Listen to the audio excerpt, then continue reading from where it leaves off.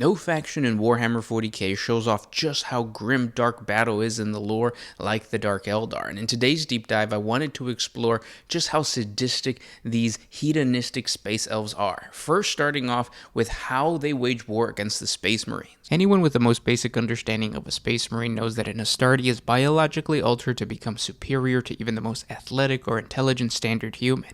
But as you learn more about the wider 40k universe, you start to understand why this is so important to have these godlike elite warriors, and that's to compete with the half a dozen Xeno races that are challenging humanity's control over the Milky Way galaxy. These aliens, at their most basic level, lord over the physical abilities of a mortal man. The Eldar are a perfect example. Even when you take away their innate psychic abilities, in other words, we take a look at the Dark Eldar, you can start to see that they move faster, punch harder, and are far more intelligent than the simple Monkai, as the humans are called. It takes the superhuman skills of a Space Marine to destroy these top-of-the-line Xeno warriors, and even these Astartes must outwit these incredibly elite foes. Inhumanly cruel, and with a malignant patience of venomous spiders, the Eldari's dark kin were things of smoke and shadow, impossible to find and far too cunning to easily bait. These Dark Eldar Corsairs were driven by the thrill of high-speed raids aboard their Reaver jet bikes. These highly customized skycraft are fitted with dozens of blades that slash their victims as the rider speeds through the enemy. For these Drukhari, it is not enough to carry out acts of mayhem and murder or to soar through the air at overwhelming speeds. These savage sadists must accomplish both at once to have their vile obsession truly sated. Compared to their human prey, the Reavers move as fast as lightning, delivering the killing blow at an obscene rate of speed that fills the rider with pure joy, knowing that many more will die before the first victim hits the ground. Like many Dark Eldar warriors, the Reavers use artificial narcotic stimulants to enhance their performance and capacity for sensation during these raids. These drugged-out Xenos are pure madness on the battlefield. For more than 60 standard years, the Slave Lord scourged the Maelstrom Zone, their dark ships descending on unprotected worlds, carrying off thousands of screaming into the night sky, preying on ill-defended convoys, and murdering isolated outposts too far from aid. After 60 battle brothers of the Mantis warriors died valiantly in a vain attempt to protect the foremost shrine city of the feudal world of Tranquility II from the Slave Lords, the whole chapter turned their collective will to bring about the Slave Lords' fall. Turning to the Mantis warriors' librarians to hide their actions from sight, the chapter hatched a plan to entrap their enemies by providing them with a target too great for their vanity and appetite to ignore. Publicly vowing that Tranquility would be defended at any cost, they posted extra picket vessels in the star system and began to gather the planet's small population in a single city encampment, defended by two forces of Mantis warriors. One was seen and the other concealed beneath the desert sands on which the campus rested. Very soon a series of probing raids from the Dark Eldar occurred on the nearby star system, behind which the chapter's librarians determined a sophisticated pattern designed to tease apart a flaw in Tranquility's defenses, allowing the Reavers to slip through. When news came of a heavy raid on the vital mining colony of Sigard, the Mantis warriors gambled that this was a grand diversionary attack that they had been waiting for. Leaving a skeletal force to defend the million-plus souls now waiting fearfully in the camps, the chapter's warships departed the system. As these empty Mantis warrior strike cruisers giving the appearance of a full chapter response departed the Tranquility system, seemingly from nowhere the twisted dagger-like forms of the Drukhari vessels appeared in the sky. Before them, burning black discs ripped into existence, holes in the fabric of reality from which shark-like skimmers and razor-winged skiffs poured forth and descended onto the encampment, shrieking like creatures of nightmare. With hardened hearts, the Mantis warriors waited in silence as the Drukhari Reavers committed to the attack. Hundreds of refugees died, screaming in the slicing, whisper-thin blades, or were struck down in their droves by storms of hypersonic poison splinters. These martyrs' deaths had brought the enemy within the chapter's grasp, and their trap was sprung. From the desert sands beneath the camp, the Mantis warriors rose up in a vengeful fury to tear their foes from the skies. Elsewhere, hidden in the dune seas of the deep desert, two Cobra-class destroyers, buried more than 7 solar months previously, shook off the covering shroud of sand from the sunken prows and fired their torpedoes at point-blank range into the bellies of the Drukhari ships high above. The torpedo fusion warheads designed for space combat bursted like exploding suns over the arid land.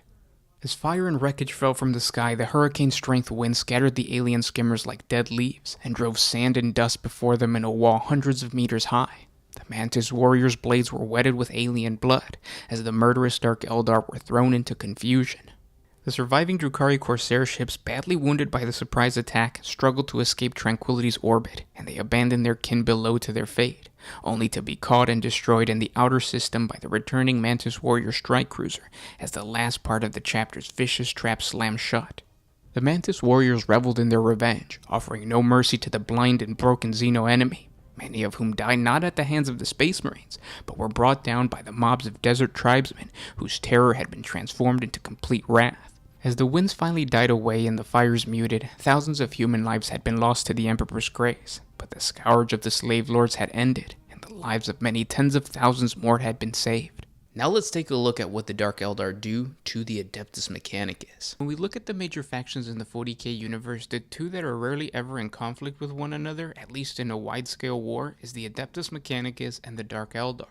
I think this is because the Admech cares little about the sorcerous powers of the Drukhari, who prefer to use their technology to create hedonistic elixirs, while the Dark Eldar understand that they can't really feed off of the pain and suffering done to lobotomized and emotionless cyborgs that already can't feel pain.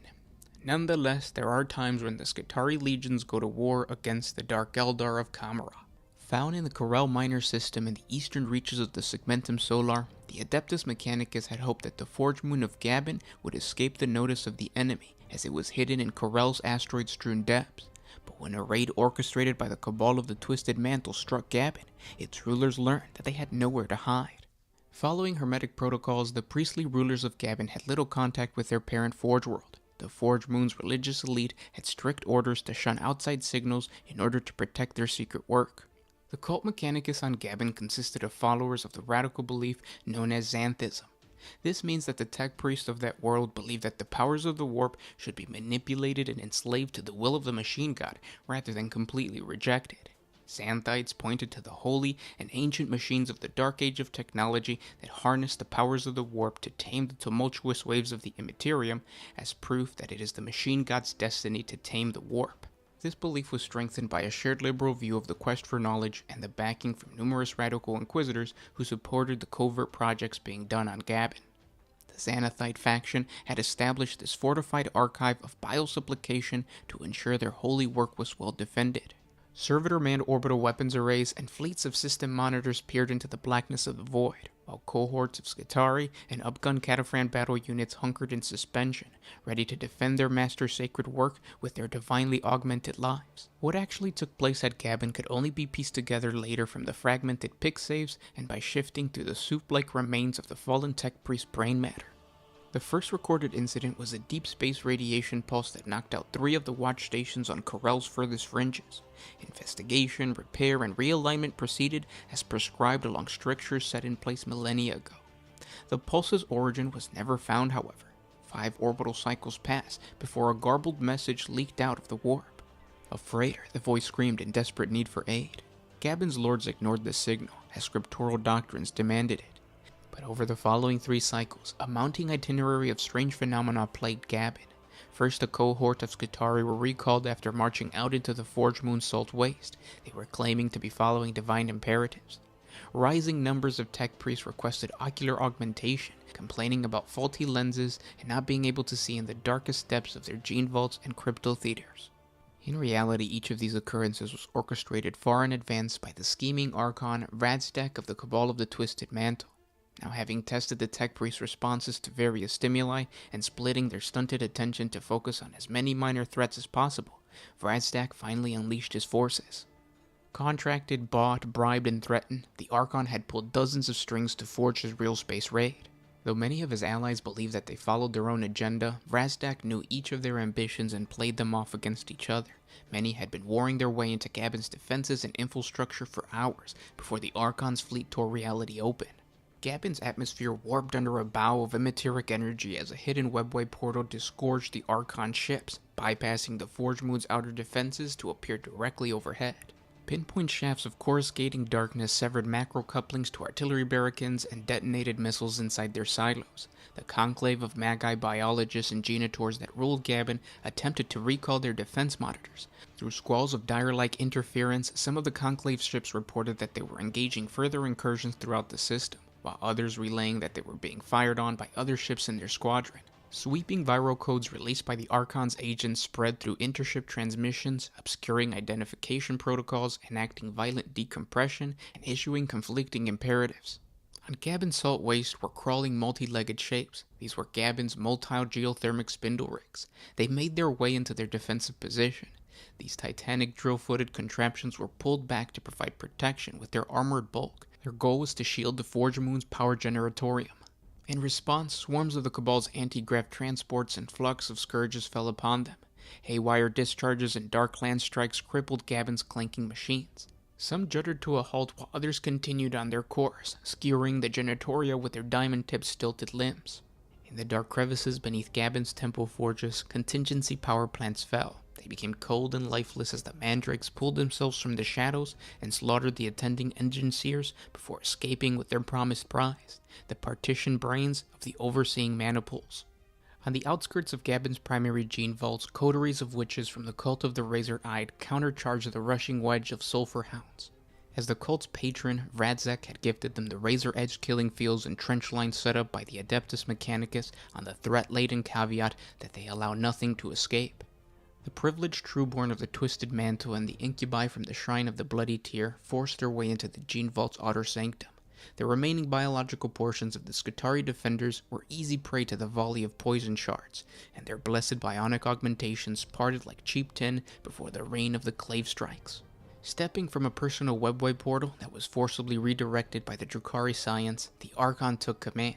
He drove his forces like a dagger into the Gene Vault's heart, while a dozen separate engagements tore apart the devoted Skitarian servitors.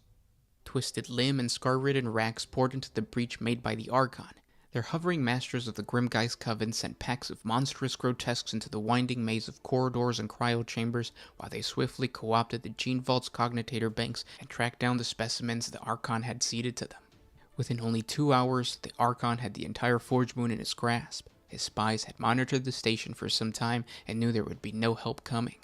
Some of the records the Imperium were able to collect suggested that the Drukhari lingered for 3 days upon Gabon after it fell, taking their time over the thousands of captives and draining the vaults dry of every specimen.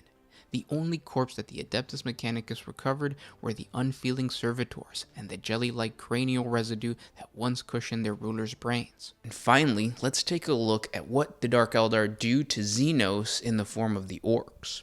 In a galaxy plagued by war and destruction, no other race savors the pain and misery caused by constant conflict like the Dark Eldar.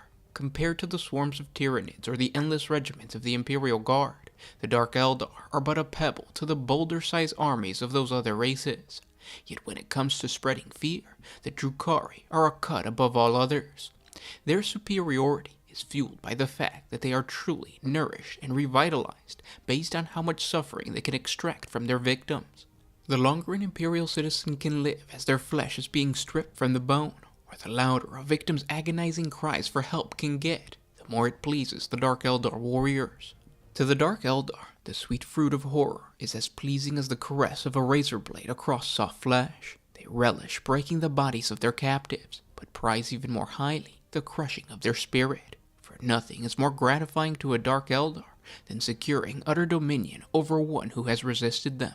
They drink in every nuance of woe until their captives plead for death, a mercy the Dark Eldar are famously slow to grant. Even this is not a release for the victims, for the foul Dark Eldar homunculi hold the power of life and death in their claws. Many captives, when too broken to provide further sport, will be rent and reshaped into undying trophies, or even grotesque items of jewelry or furniture. More than one homunculus lair has sported a moaning, twitching throne fashioned from the remains of his favorite victim. Other unfortunates are rendered down, their final fate to be consumed as elixirs or narcotics by the monstrous beings who stole their lives.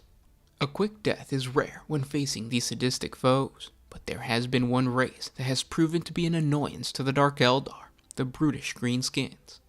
Orks are not only one of the most resilient races in the galaxy, they instinctively search for the most brutal conflict. They are biologically designed to eagerly march towards the sounds of murder and agony. The roars of anguish coming from their own kind is but a humorous laughter to these beasts. Orkoid physique itself is so robust that it could withstand tremendous punishment. Orks feel surprisingly little pain, even for the most grievous of wounds, enabling them to fight while horrifically injured, or even for a short while after being technically dead. Orcs are quite capable of being beheaded, having their heads sewn onto a different body, and surviving the experience to fight again. It is said that burning them to ash is the only way to make absolute sure that they are gone for good. It is believed by some who study these brutes that it explains the greenskins' ultra-violent sense of humor, as pain and fear means little to them. They are highly curious and amused by the reactions of their weaker foes as they hack them apart, the screams of terror contrasting with a deep throaty rumbling that on occasion could be mistaken for laughter from the orcs and their snickering brethren. The greenskin regenerative process itself is so powerful that an orc who has been hacked to bits would still attempt to kill its assailant. It is this incredible survivability that haunts the Dark Eldar. Put aside the fact that capturing a greenskin monster alive is a task even a superhuman space marine would struggle to accomplish. Once the orc is bound, its entire being is overcome with nothing but rage. No matter how deep the Drukhari tormentor cuts, no matter what kind of abuse is applied, the orc's bloodlust will overcome any other emotion. Frustration is quicker to set in the Drukhari than fear in the orc. This is why the experienced Dark Eldar Archons would much rather use greenskins as pawns in their grander schemes. The limited intelligence of an orc means that they can be easily outwitted by a clever Dark One. It is rare to see an alliance created between these two races, but it's almost always to the best interest of both races to work together for a common goal rather than vainly fight one another. Whether it's a Corsair fleet working alongside a freebooter captain, witch cult dealing with a band of odd boys, betrayal is almost always guaranteed. The trick is to get as much out of the greenskins as possible before they decide to turn around and drive a choppa through a soft Drukhari skull.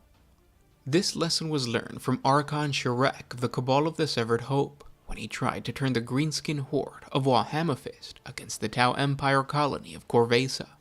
Using hit-and-run attacks, the Dark Eldar fleet lured much of the orc force towards Corvesa, but in their arrogance, they underestimated the orcs completely. Using short-range teleporter drives, a number of Warlord Hammerfist's cruisers leapfrogged the Dark Eldar, leaving them surrounded and cut off from escape into the webway. Archon Shrek's forces fought like devils to escape the tightening ring of orc ships. However, their resistance came to an end when Hammerfist and his Mega Nob retinue teleported aboard Shrek's flagship and sliced the Archon to shreds with their roaring kill saws. Typically when the orcs and the Dark Eldar do collide, it's in the best interest of the Drukhari to fight a tactical fight. Such was the case when the Cabal of the Poison Tongue came into conflict with a fleet of orc freebooters stationed outside of Gragas. Lady Aurelia Malice was incensed that mere barbarian pirates would deny her her will. Personally capturing a muscle-bound orc knob, Malice instructed her Lemaean poisoners to prepare a surprise for the greenskins upon the planet. Lady Maleus's cabal made planetfall weeks later, fighting their way to the center of the orc capital city and impaling the barely living captive upon a half-built gargant before melting away into the night. The corpse began to shed millions of spores into the air, each of which bore a cargo of terrible wasting toxins. As the infected spores corrupted the orcoid reproduction cycle, the population of Gragas grew weaker and weaker. When Malice returned, it was a simple matter of slaughtering the orcs that were resilient to the poison. This wouldn't be the last time Lady Malice would encounter orcs. Late in the 41st millennium, she learned through some harlequins that a tech priest on Vendrigus 9 had recovered an STC codenamed Panacea, a miracle cure that would save billions of human lives. During that time, Lady Malice was given a task by Vecht himself: poison the Imperium of Man and bring proof of the deed. This was her opportunity. Using hit-and-run raids, Malice's cabal of the Poison Tongue lured the might of the Orc Wall down upon the heavily defended Forge World. The Orc fleet literally plowed headlong into the planet, one massive void ship after another, slamming into the world's surface to cause untold destruction. As wave upon wave of orc disembarked from the wrecked spacecraft, the planet's surviving defenders found themselves embroiled in a desperate war for survival. Malice and her cabal swooped into the midst of the resulting havoc, cutting down everyone who stood between them and their prize. After prying the miracle cure from the orc Big Mac, who had stolen it before her, Malice returned to the Dark City. leaving the planet to burn in her wake. Azrael Vak was reportedly impressed with the audacious raid, allowing Malice to set the Imperium's miracle cure atop a pedestal in her personal trophy hall. She even received an invitation from Vakt as a way to congratulate her. Orcs have even been known to assault Kamara itself, even though it was an accident. The orc warlord, Zoggit, famous for killing anyone foolish enough to imply that he was a bit of a weird boy, declared a war straight into the Vermilion space rift, encroaching upon the world of Zogdis. He and his boys emerged in the Kamarite port spar of black blood, much to the surprise of the resident Cabal. The resulting storm of violence carried hundreds of thousands of orcs into the twisting byways of Kamara. The Dark City quickly turned attention to the Orkoid invasion, systematically isolating each orc army in order to destroy it piece by piece. However, each Cabal was preoccupied by trying to turn an unexpected invasion to their advantage, that the orcs caused far more damage than any of the Cabals thought was possible. Several districts of Kamara were toppled or burnt to cinder by waves upon waves of howling orcs. Eventually the orcs were corralled, and over 10,000 greenskins were captured by the Witch District, packed to capacity for almost an entire fortnight. When orcs are captured, such as in this situation, they are perfect warriors for the bloody stage of a witch cult arena. In these gladiatorial battles, the tough and aggressive orcs are let loose on the weaker captives, such as Tau and humans. The Drukhari crowds love to see the muscle-bound beast pummel other slaves. Once the audience has had a fill of violence from these greenskins, a true combatant steps in to challenge an orc. It is a sign of great pride for a witch to best an orc in hand-to-hand combat. The orc's raw power could easily rip apart the slender bodies of the Dark Eldar, which is why the witch must both be agile and precise with every one of its strikes. Many inexperienced warriors have underestimated the orc endurance. Even if an orc has been fighting all day, a sudden burst of aggression can easily catch a Dark Eldar off guard, and it will almost always prove deadly. To the amusement of some homunculi, an orc slave can also be used to create furniture that has the potential to severely hurt a user. The indomitable nature of an orc means that even severed limbs can still be hostile. The arm of a chair can easily be made from the fungus-like arm of an orc, and any interaction with that body part could trigger it to claw at the unsuspecting owner. It is important to note that the Dark Eldar will always view orcs as prey, and even in situations where the greenskins are attacking their craft-world brethren, the Drukhari will always choose to side with their own kin over an orc, no matter what type of arrangement has been made. And that's a deep dive on the combat styles of the Dark Eldar. I hope you see how terrifying and sadistic these creatures are. If you guys enjoyed this video, hit the like button, share with your friends. We post every single day, and we'll talk tomorrow. This was Gersh1 with One Mind Syndicate, signing out.